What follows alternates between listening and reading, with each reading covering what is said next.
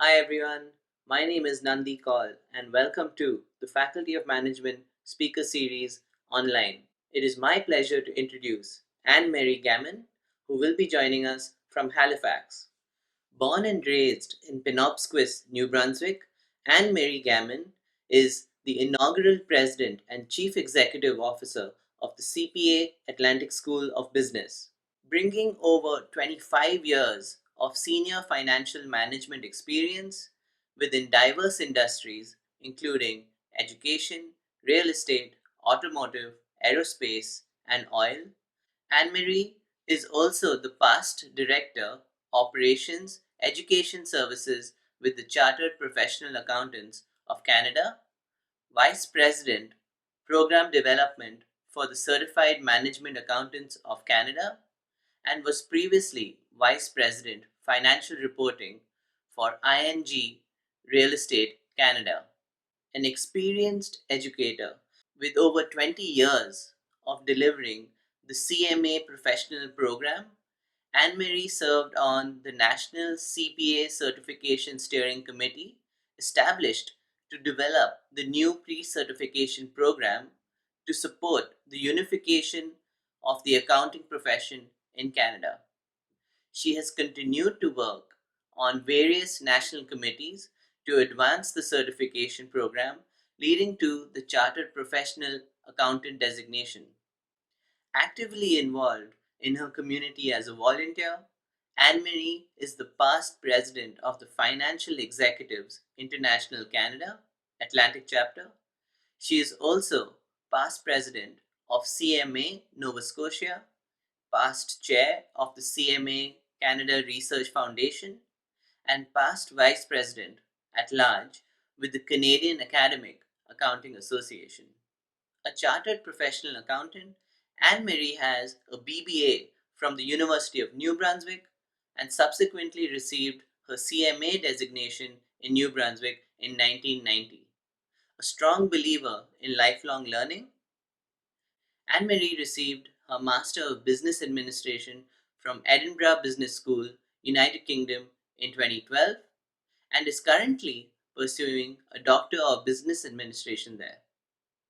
She was nationally recognized with the prestigious Fellow of the Society of Management Accountants designation in 2003, followed by the award of Fellow of the Chartered Professional Accountants of Nova Scotia in 2015. Anne Marie is one of the eldest of 10 children born to Dutch immigrants who settled as dairy farmers in New Brunswick. She now lives in Bedford in Nova Scotia with her husband Blake and has a son, Jonathan, who resides in Toronto.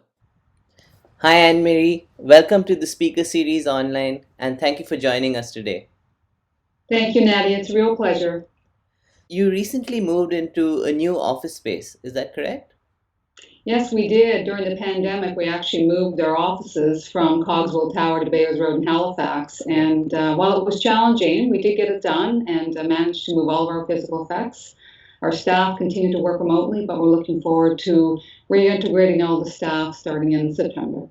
Okay, so will the students also be following the program in person? Not in person. We're very fortunate to be part of a national and regional network that supports the national education programs for CPA. So we were actually able to pivot quite quickly to move to remote delivery of all of our examinations and workshops. So it's going to be in remote delivery for the next period of time until the pandemic clears, so there's a light at the end of the tunnel. Yeah.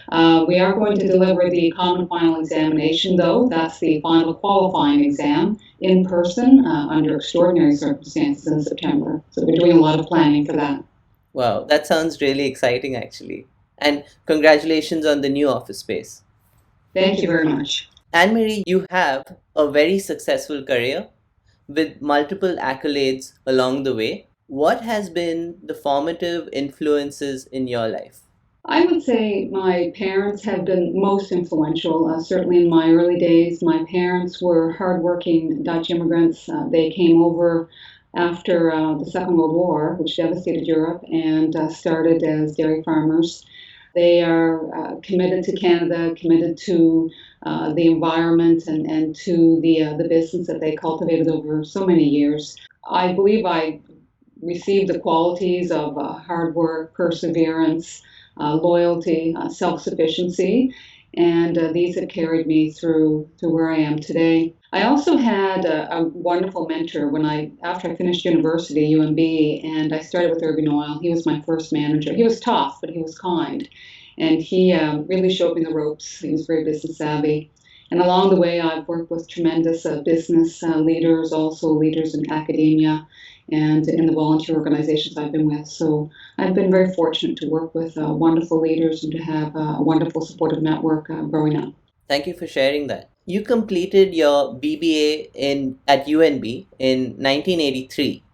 Can you tell us a bit about your journey since then? Yes, I've had time flies, I have to say. It's been a while since I finished university. And when in doing my BBA, I was able to acquire a wonderful degree with a business credential. And that led me to my first professional job at Irving Oil in St. John, where I spent almost a decade there. And that was a wonderful organization to start, particularly after university. You certainly get back what you put into that organization. It was just a wonderful start to my career. After that, my husband and I decided we'd move to Halifax, Nova Scotia. We always loved Halifax and thought it'd be a great place to continue our professional lives. And from there, I worked in the real estate automotive sector, moved into the IT sector after that, and eventually found myself with ING Real Estate. And during the financial crisis in 2008, ING decided to close its operations in Canada over a period of years. And after that, I joined CMA Canada as Vice President of Program Development. During that time, just after I joined, the unification of the accounting profession was announced, and we merged organizations to become CPA Canada, where I worked there for a period of time as Director of Operations on the educational side. Having done that for a couple of years, which those roles were based in Toronto, and I traveled back and forth from Halifax to Toronto every week. I had a wonderful opportunity to work back in Halifax as Chief Executive Officer of CPA Atlantic School of Business, which is the school that delivers the CPA program in the Atlantic region in Bermuda. So that's where I am today. And during that journey, I also taught part-time for 20 years in the CMA program. And I did extensive volunteer work in the CMA profession as well, and in other community involvement, such as FEI as an example. So really enjoyed my journey so far and look forward to continuing it. Well, that's an incredible journey. And Thank it's a really diverse journey because you've been in so many industries. Would you say that your career path was intentional or was it an evolving process? That's a great question. I would say, for the most part, it evolved. And I did make career moves to progress in my career. But I also found myself in circumstances through business restructuring or business closing that we had to look at other opportunities, which I did. And I kept fairly open minded about those opportunities. I have a business degree from UMB, of course. I'm a chartered professional accountant. I now have an MBA. So I've got a very transferable set of skills and found that I was able to move through various industry sectors quite seamlessly. Always have to learn the culture and learn the industry, but strong business background, foundational skills were certainly key to that evolution. And as the inaugural president and chief executive officer of the CPA Atlantic School of Business, can you tell us a bit about your role? Yes, well, first of all, I'm very fortunate to have put together just a wonderful team of professionals dedicated to CPA education in the Atlantic region of Bermuda. And we're also part of a wonderful national group as well. As president and CEO, my role primarily is to execute on the strategy of the organization. That strategy is determined by a board of directors, which I report into. I'm also responsible for the operational performance of the organization, management oversight. And in addition to that, we also recruit into the CPA program throughout the Atlantic region. So marketing, promotions, communications are all areas that I oversee in my role as well. Wow, that's a huge responsibility. And As the inaugural president and chief executive officer, was it uncharted waters because it was a new organization? And that's another great question, Andy. It was because at the time that I entered this role as president and CEO, we also had three other legacy accounting programs running: the CA, CMA, and CGA programs. And while we were transitioning into the new CPA program, we also had to complete the run out of the three existing legacy programs. So at one point in time, we were actually running four professional accounting programs in the Atlantic region. So it was very much a transitional time. We had not actually even unified as CPA. Provinces evolved at their different rates across the country. And so it was challenging, I have to say, but also very rewarding to have a wonderful new, a world class accounting program with all of the accounting professionals under one banner, so to speak. Yeah. And it's been, and it continues to evolve, I have to say. We've only been at it about 6.5 years now, so less than 10 years.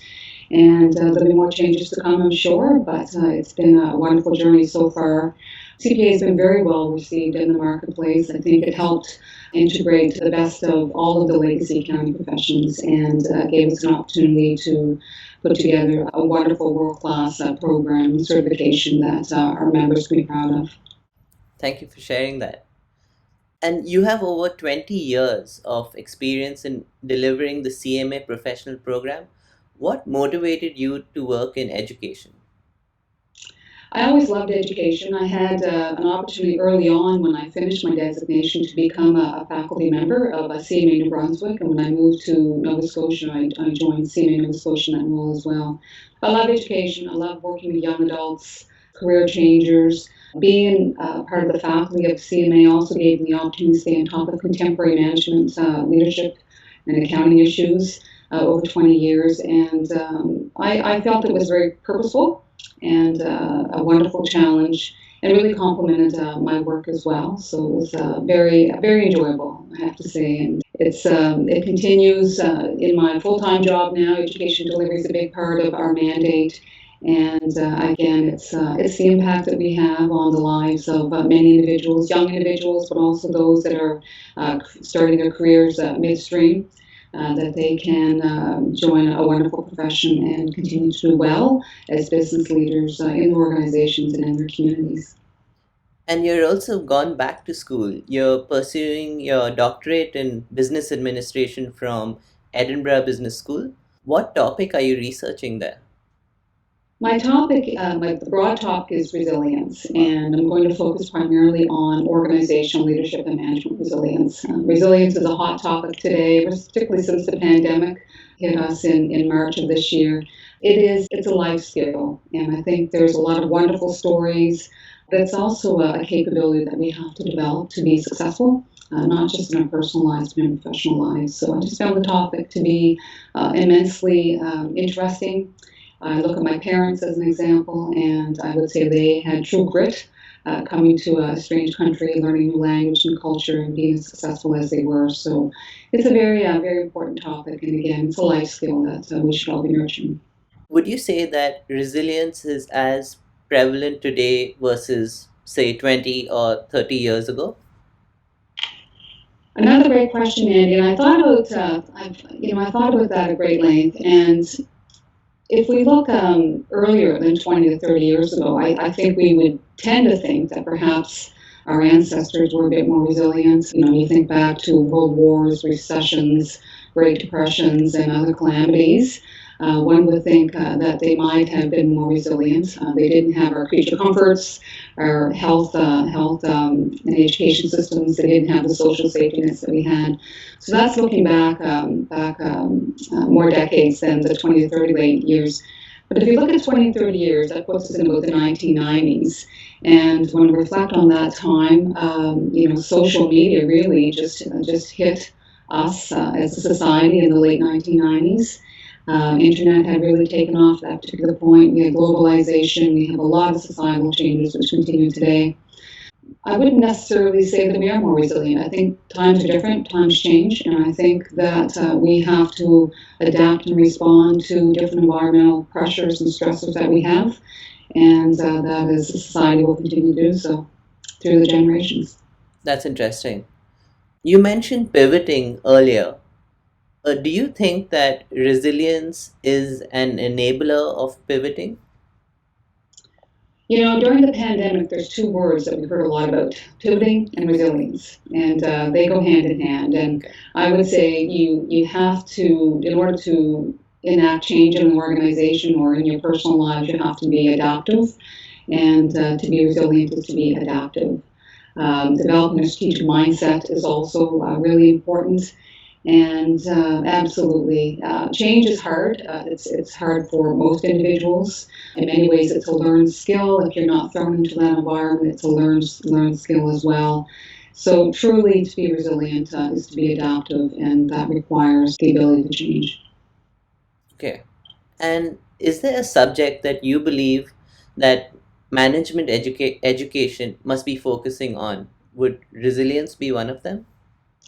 Resilience is one of them, and the other areas that I think are very important, in addition to resilience, are business continuity, change management, being adaptive, of course, having predictive capabilities, scenario planning, all of the analytics, pivoting as a business, again, to be sustainable as an organization, recognizing when different business models may be something we need to look at as opposed to being stuck where we are. So certainly in terms of management education, resilience, change management, having strong predictive capabilities, keeping your eye on the environmental factors that are facing an organization today are very important in terms of management education. Okay.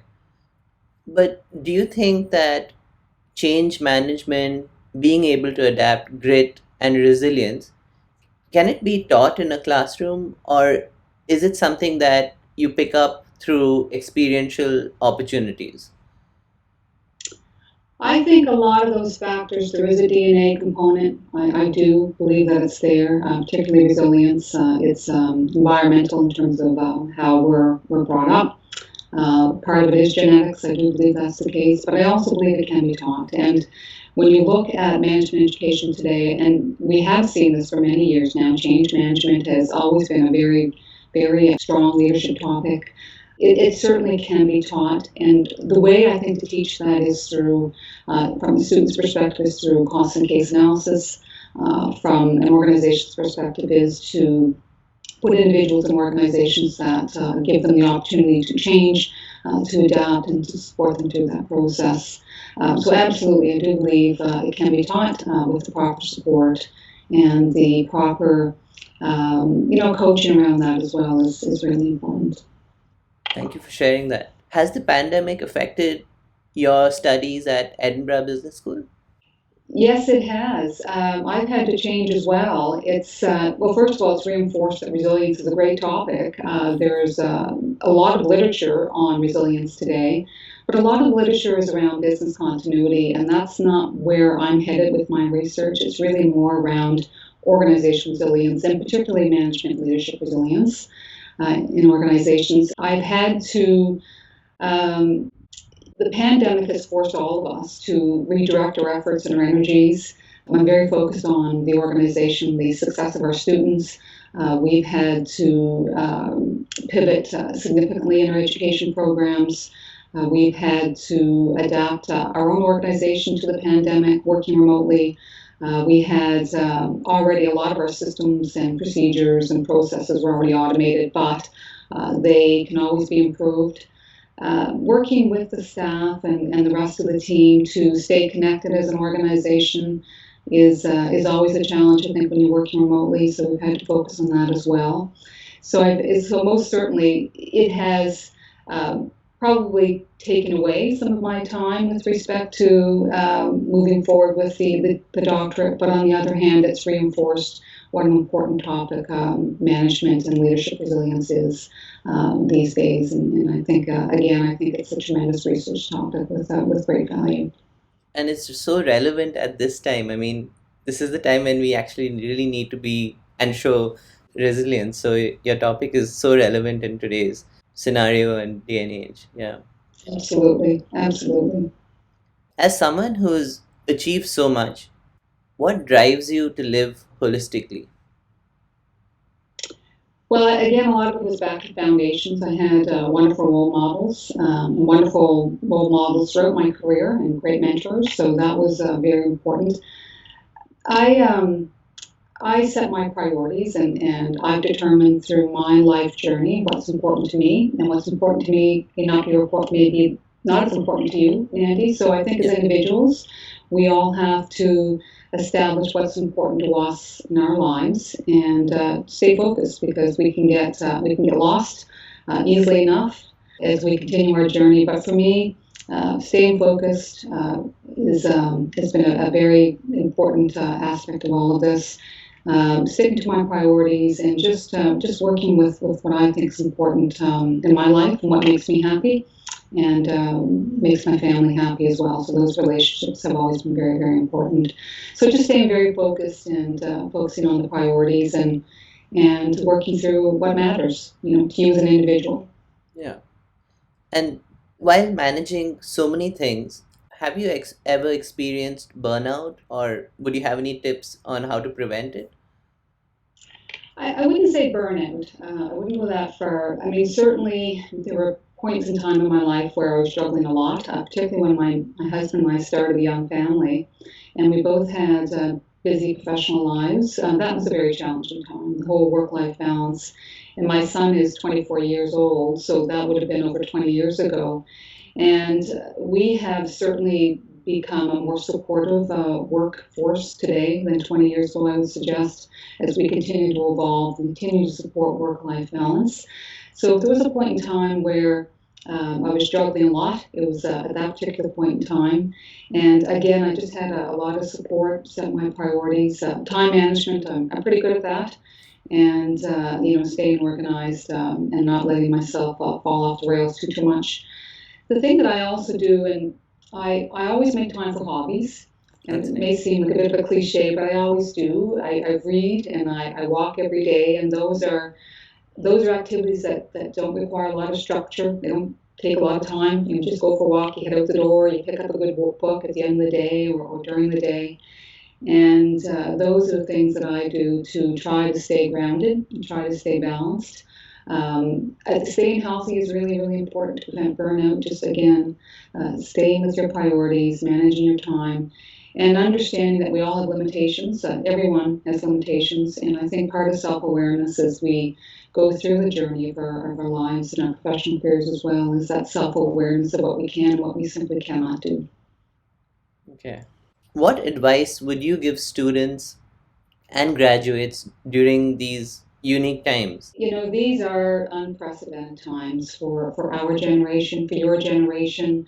We've never been through a crisis like this. I've been through economic crises, certainly, and all of that, but we've never been through a pandemic at this scale, this global scale. And it feels very surreal, doesn't it, if I may say? It really, really does.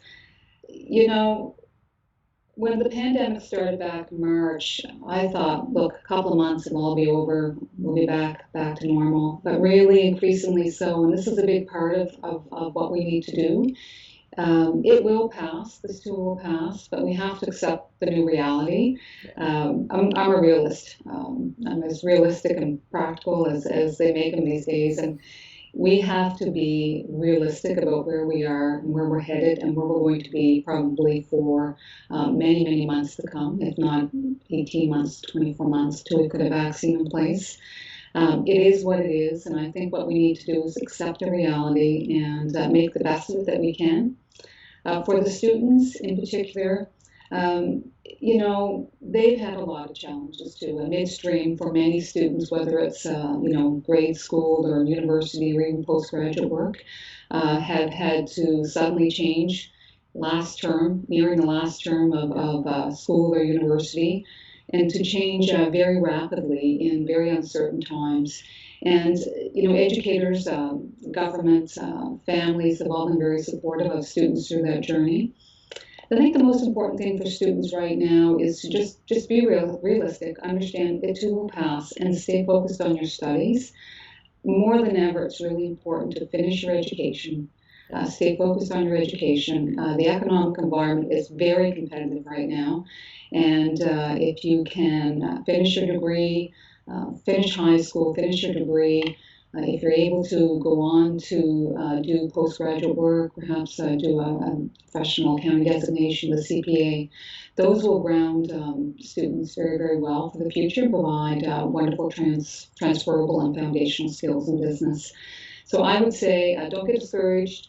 This too will pass. Be realistic and, hunker down, um, show some grit, and, get out the books, finish your education, but stay healthy through that process is really, really important. It will pass. It will most certainly pass. And we'll get to a new normal. I don't think things will ever be entirely the same, but we'll see our way through this soon enough.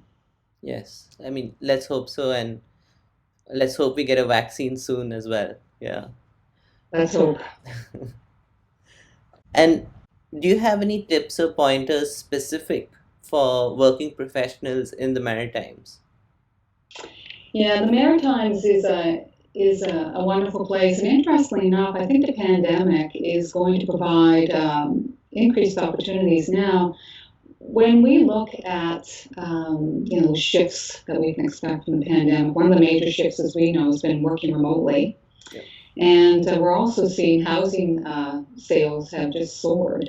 So it seems to be that individuals are looking for their own piece of the earth again, aspiring to home ownership. A lot of organizations have moved to remote work at home, which means that you can be highly skilled and work remotely almost anywhere, which means a job that may have required you to work in Toronto in the past. You can now work anywhere in the Maritimes. So I think the pandemic has and will provide opportunities for individuals in the Maritimes. It's a wonderful place to live. It's well-rounded and a well-supported environment.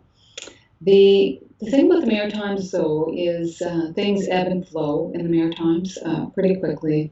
And to be able to find sustainable employment in the Maritimes, I would suggest for individuals is to be receptive to opportunities that come about. Get your education. Lifelong learning is really important. Always sharpen your skill set. That's really important. Look for the opportunities. I think developing a portfolio career is really important. We learned about this years ago in one of my CMA courses, building the portfolio career. And that is very important, particularly now, and not just in the Maritimes, but outside the Maritimes as well, as organizations change, sectors change. Sectors go through trauma. Some sectors may never recover from the pandemic, and other sectors will rise. So I think it's just being very flexible, adaptive, and really looking at developing a portfolio career is really important in the Maritimes, so you can move through the journey of your career and maintain sustainable employment, which is really important. Thank you. Thank you so much for sharing that. Is there anything else that you would like to share? Not really. I want to thank you very much, Nandy, for this wonderful opportunity to be part of the Insider Series. My foundation was well established through a terrific education I got at the University of New Brunswick. I was at the Fredericton campus as well, and that really set the ball in motion for a wonderful career so far. And I just want to highlight the Chartered Professional Accounting designation is a wonderful designation. UNB is one of our partners. We have many partners throughout the Maritimes and Bermuda as well. And we really, really value those partnerships.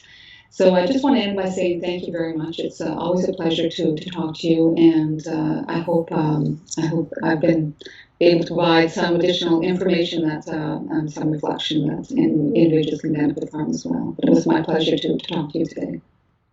Anne-Marie, thank you so much for taking the time today to share your journey and experiences.